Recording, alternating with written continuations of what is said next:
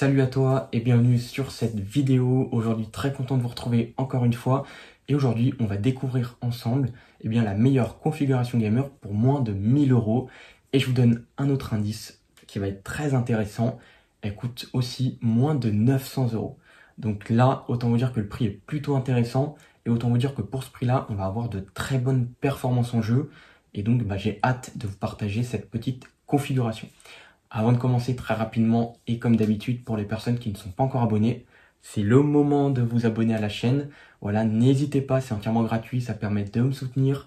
Et puis bien sûr, si le contenu te plaît, si les vidéos te plaisent, n'hésite pas aussi à les liker, à les commenter, et puis activer ta cloche des notifications, c'est très très important. Sinon tu vas rater toutes mes futures vidéos, et ça serait bien dommage. Ceci étant dit, et sans plus tarder, on se retrouve pour cette vidéo, c'est parti. Alors du coup pour cette vidéo je vais changer un petit peu, donc au lieu de commencer par processeur, carte mère, RAM, carte graphique, etc. Je vais commencer par la fin, donc c'est-à-dire je vais commencer par la tour, l'alimentation, etc. Voilà, comme ça fait un petit peu de suspense et puis ça change un petit peu d'habitude, donc c'est parti.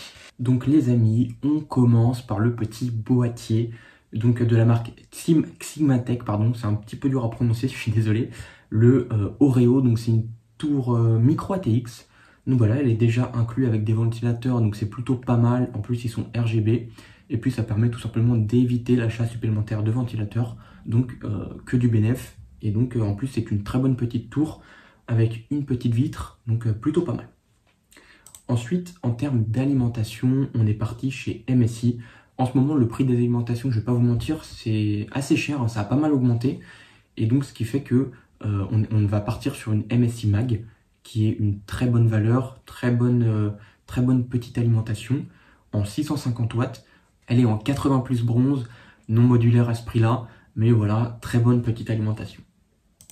Ah, le stockage, voilà, ça c'est vraiment mon préféré, le Crucial P3. Que dire, c'est un SSD 1 Tera, il est vraiment performant pour le prix, il est pas cher, et voilà, vous allez pouvoir mettre pas mal de jeux de stockage. Pour commencer, 1 Tera c'est très très bien.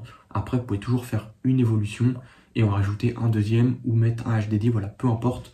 En tout cas, pour commencer, 1 Tera, c'est plutôt bien. En termes de RAM, qu'est-ce qu'on va prendre? Eh bien, écoutez, on s'est fait plaisir. Voilà, aujourd'hui, je vous propose des petites Corsair Vengeance RGB Pro. Voilà, un kit de 2x8 pour avoir tout simplement du 16 Go en DDR4 en 3200 MHz, c'est important, et surtout en cas 16. Donc voilà, la latence, c'est important aussi. Cette RAM là, très bonne petite RAM, elle est vraiment performante pour le prix, 50 euros. Avoir du 16 Go en RGB, c'est plutôt intéressant, et donc c'est pour ça que je vous les propose aujourd'hui pour cette configuration. D'ailleurs, vous avez peut-être déjà vu le prix, donc on est en dessous des 900 euros, donc ce qui fait que c'est plutôt pas mal. Et vous allez voir qu'on va passer à la carte graphique, et donc là vous allez avoir 3 choix possibles, et je vais vous expliquer justement pourquoi. En premier choix, on part sur la très bonne petite RTX 4060. Je sais qu'elle a beaucoup été critiquée, mais en termes de performance, c'est plus performant qu'une 3060. Et c'est presque au niveau d'une 3060 Ti. Donc l'avantage de cette carte, c'est que vous allez avoir accès aux dernières normes de chez Nvidia, à savoir le DLSS 3, etc. Et donc les jeux qui sortiront et qui seront optimisés, tourneront mieux avec cette carte. Cependant, je vous ai choisi d'autres cartes et je vais vous expliquer pourquoi. Donc ce premier choix, c'est pour la 4060 de chez Nvidia. Deuxième choix, donc ça sera toujours dans le même prix, donc le prix final ne changera pas, on sera toujours en dessous des 900 euros. Ensuite, je vais choisir une RTX 3060 Ti. Pourquoi? Parce qu'elle est plus performante que la 4060, mais n'aura pas les dernières technologies de la 4060. En termes de performance brute, elle sera plus performante. Ce qui fait que vous allez avoir en moyenne une dizaine de FPS en plus par rapport à la 4060. Après, ça dépend des jeux bien évidemment, mais elle sera quand même plus performante. Et pour finir, une 6700 qui là, forcément, c'est pas forcément pour du ray tracing parce que, comme on le sait, AMD n'est pas très fort là-dessus pour l'instant. Donc la 6700, ce sera pas forcément pour faire du ray tracing. Mais par contre, en termes de performance brute, elle est largement au-dessus de la 4060 et de la 3060 Ti. Et elle a 10 Go en VRAM alors que les autres en ont 8.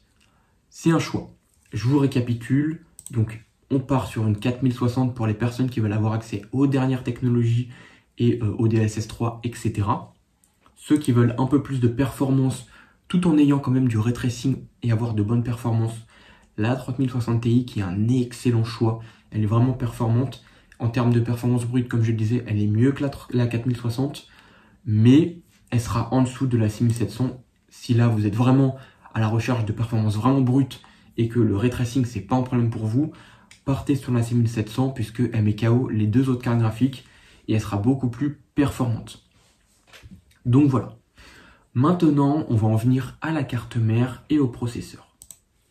Comme carte mère, je vous prends une Asus Prime B550M en version K. Donc, comme vous l'aurez compris, on va partir sur du AMD pour cette fois-ci et pas du Intel. Cette carte mère est très très bien et va vous permettre d'exploiter vraiment à 100% les processeurs AMD. Donc, c'est une carte mère qui coûte pas très cher, centaines d'euros. Donc, c'est vraiment un prix très correct et c'est vraiment une très bonne carte. On est sur un chipset B550. C'est ce qu'il faut pour du AMD et c'est très très bien. Et en termes de processeur, attention, c'est un processeur qu'on voit plus très souvent sur des configurations, mais pourtant il est performant. Et donc je vous parle bien sûr du Ryzen 5 5600X. Très bon petit processeur, c'est un peu plus performant qu'un i5 12400K. Donc autant vous dire que ça reste performant. Pour ceux qui aiment bien les points 3D Mark, on est aux alentours des 8800 à 9000 points 3D Mark, ce qui est très performant. Et ce qui fera que la configuration sera très équilibrée avec toutes les cartes graphiques que je vous ai présentées. Donc voilà pour cette config, on est sur un prix final de 815 €, ce qui reste extrêmement correct pour cette configuration qui va être performante. Vous allez pouvoir jouer, comme je le disais, en 1080p et en 1440p sans souci. C'est plus fait pour de la 1080p, mais en 1440p, elle va se débrouiller. Donc voilà pour cette petite vidéo. J'espère que ça vous aura plu. N'hésitez pas à me dire ce que vous en pensez dans les commentaires. Est-ce que justement cette configuration vous la trouvez intéressante? Est-ce que vous auriez pris d'autres composants? Voilà, ça m'intéresse de savoir. J'aime bien partager avec les abonnés et avec les personnes, même si vous n'êtes pas abonné, n'hésitez pas à commenter. Ça me ferait très plaisir. Et si tu es resté jusqu'à la fin, je tiens à t'en remercier. Et bien sûr, voilà, si tu n'es pas abonné à la chaîne et que tu aimes le contenu, n'hésite pas à le faire, ça fait toujours plaisir. Ça permet de me soutenir. Et très important, active ta cloche des notifications. En tout cas, j'ai plus qu'à te souhaiter une bonne journée ou une bonne soirée. Et puis on se dit à la prochaine pour une toute nouvelle vidéo. Salut à tous!